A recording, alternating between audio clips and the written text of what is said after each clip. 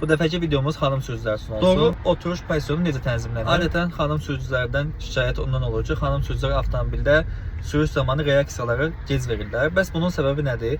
Təbii ki, burada bir çox səbəb var. Avtomobildə make-up yeniləmək, telefonla oynamaq ki, bu bəylər üçün keçərlidir, ikinci saydığım. Amma əsas səbəb xanımların oturacaq pozisyonunu düzgün tənzimləməməsidir.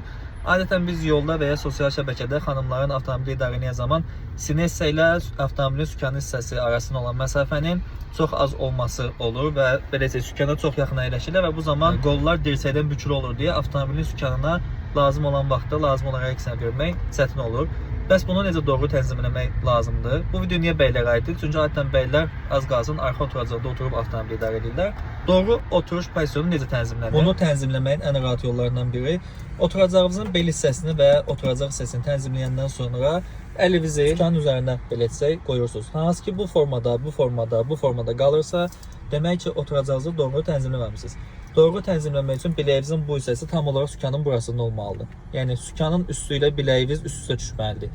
Oturacağınızı buna uyğun tənzimləyirsiniz və yoxlayırsınız. Nə zaman ki biləyiniz sükanın üzərində bu formada qalırsa, bu formada faydalı videolardan yararlanmaq üçün hesabını izləyə bilərsiniz. Hesabda yalnız avtomobil icmalları, avtomobil texnologiyaları deyil, bu formatda, qısa formada sizə verə biləcəyim faydalı məlumatları da bölüşürəm.